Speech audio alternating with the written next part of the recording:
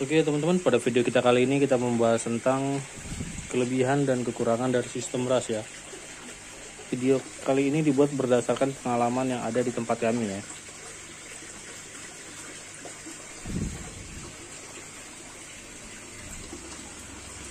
Sampai hari ini kita sudah melakukan sekitar 4 kali tebaran bibit. Dan sistem panen yang kami lakukan adalah sistem parsial, jadi nggak panen besar. Nah, kenapa kami memilih panen parsial? Pastinya karena lebih menguntungkan daripada si panen besar. Panen besar itu, panen raya itu harganya cenderung lebih rendah, lebih murah. Beda dengan sistem parsial yang langsung ke end user atau customer.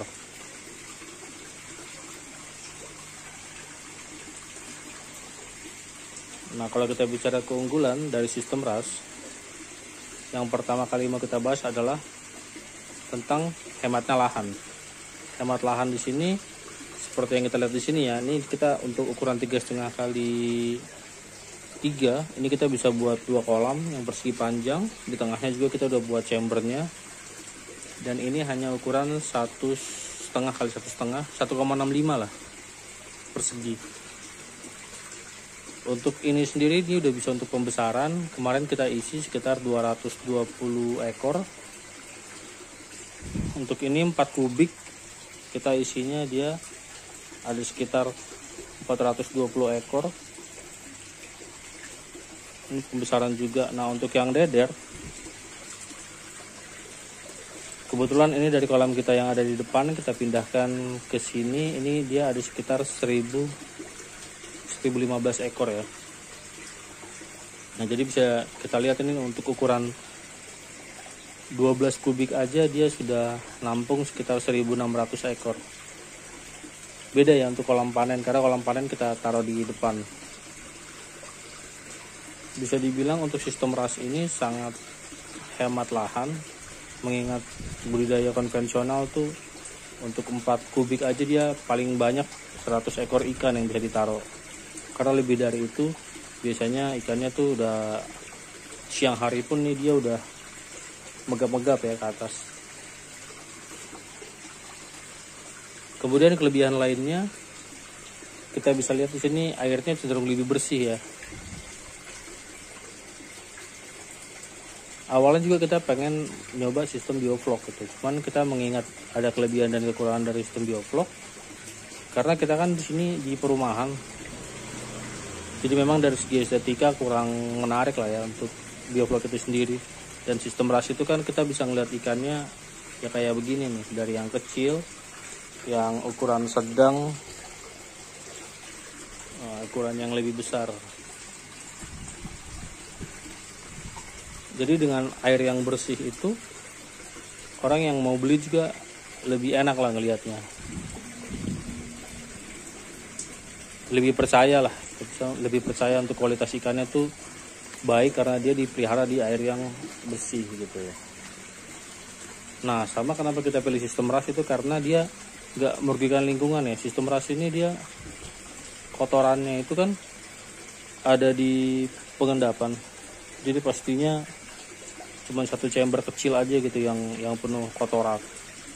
Dan kita bisa bersihin itu dia berkala nih. Kalau padat kayak begini kita bersihin biasanya seminggu sampai 2 minggu sekali, tergantung dari ikannya. Kalau ikannya udah ada yang kelihatan malas makan, atau biasanya tuh airnya tuh karena amoniaknya tinggi tuh. Tapi kita nggak pernah sih sampai kayak gitu, ikan tuh selalu lahap.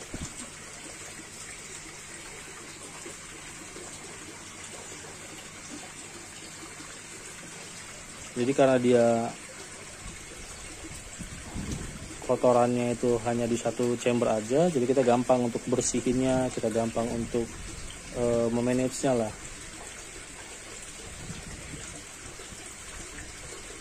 Limbah dari ikan itu terukur ya, maksudnya terukur. Kalau dia memang limbahnya lagi banyak atau sedikit, itu bisa langsung masuk ke pembuangan air kotor kita.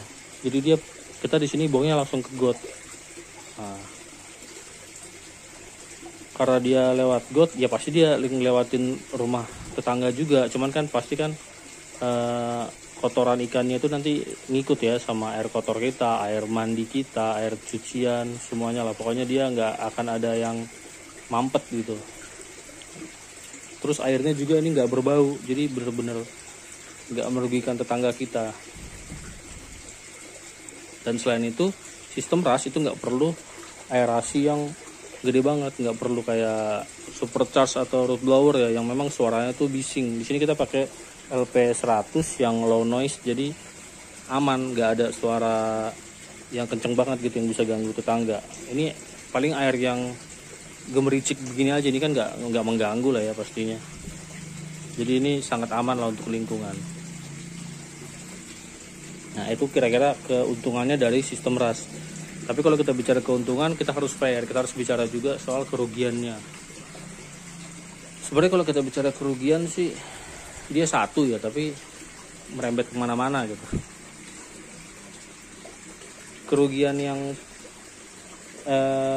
nggak tahu ini kerugian atau bagaimana ya, tapi kalau dibandingkan dengan sistem bioflok jelas kerugian karena masa perawatannya itu dia lebih lama. Nah kalau masa perawatannya lama ini kan dia ngerembet kemana-mana.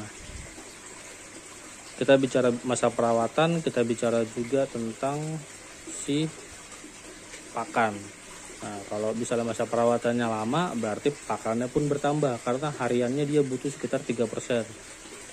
Kalau dia nambah 1 bulan aja berarti ya dia nambah untuk, kalau sehari sekilo berarti kita butuh 30 kilo, kira-kira kayak gitulah ya.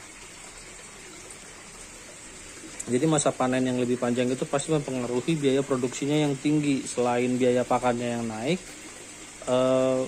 ada beberapa pendukung kehidupannya juga kan, misalnya kayak pompa nih untuk mengalirkan air di sini. Udah pasti pompanya itu pakai listrik. 1 bulan dia bertambah gitu.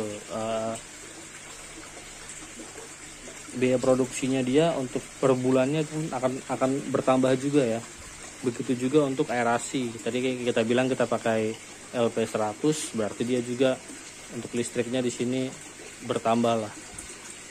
Dan kalau misalnya dia lagi musim panas, biasanya tuh kolam tuh suka ada alga ya. Alga itu ngeganggu pertumbuhan oksigen di air. Jadi kadang dia kalau misalnya sekedar lumut yang bisa dimakan oke lah, nggak apa-apa. Tapi kalau dia alga yang mengganggu memang harus dibasmi juga pakai lampu UV. Nah lampu UV itu juga listrik juga kayak gitu. Jadi itulah biasanya tuh karena masa perawatannya yang bertambah, pakannya bertambah, untuk sarana pendukungnya juga biayanya bertambah gitu. Tapi kalau dihitung-hitung sebetulnya biaya listriknya itu sendiri nggak sebesar si bioflok ya, karena bioflok itu kan dia pakai mesin yang rata-rata sih udah di atas 300 watt ya. Sedangkan kita di sini kalau kita total kalau menyala semuanya itu di sini kita listriknya sekitar 180 watt, katakanlah 200 watt ya, sebulannya mungkin 200.000 begitulah yang bertambahnya. Itu hitungan kasarnya lah ya. Tapi kan kita kadang ada juga yang kita matikan gitu. Kalau kayak begini nih misalnya tenang dia ya, ini kita bisa matikan pompanya gitu, atau kita bisa matikan aerasinya, kita nyalakan secara berkala aja. Sehari 12 jam, jadi kayak sejam menyala, sejam mati, sejam menyala, sejam mati gitu. Karena selama pompa sirkulasinya nyala itu dia tetap ngebantu oksigen juga, jadi dia makannya juga tetap nggak terpengaruh, nggak bikin dia jadi malas makan. Dia tetap semangat kok, tetap selama dikasih makan ya rakus terus kayak gitu.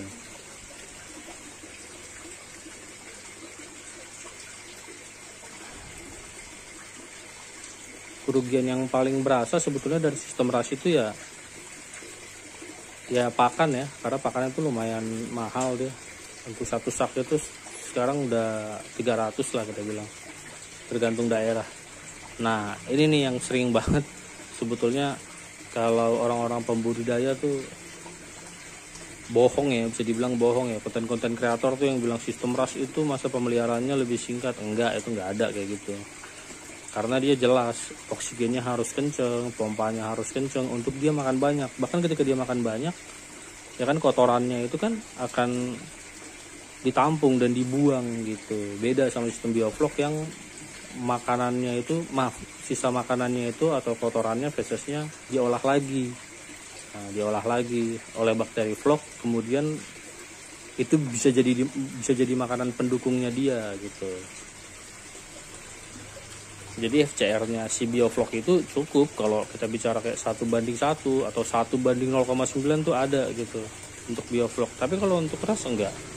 Ras itu umumnya 1:1,5 kayak gitu ya. Itu untuk biar ikannya gemuk-gemuk lah, sehat. Itu. Bahkan ada juga yang sampai 1:2 ya.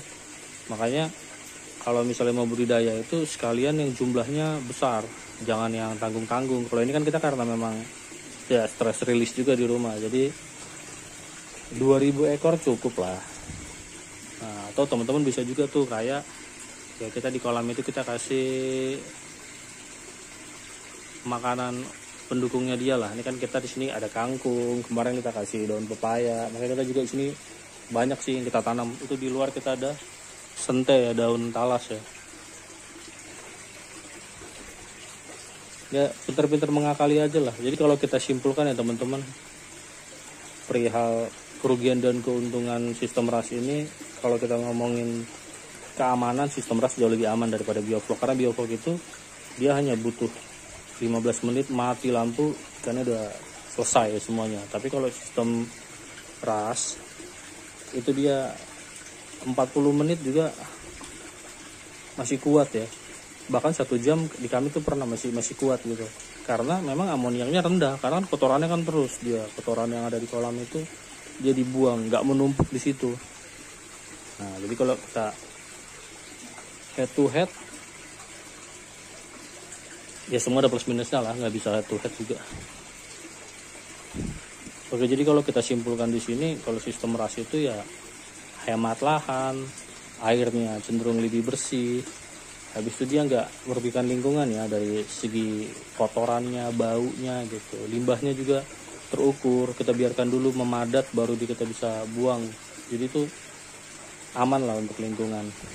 Nah, untuk kerugiannya yang tadi ya kita bahas tentang masa perawatannya yang lebih lama, yang menyebabkan biaya produksinya juga ya membengkak lah kita bilang, mulai dari listrik, pakan, dan lain-lain. Ya teman-teman, mungkin itu aja yang bisa kita bahas ya di video kita kali ini. Semoga video ini bisa menginspirasi teman-teman. Semoga video ini bermanfaat buat teman-teman semua. Terima kasih.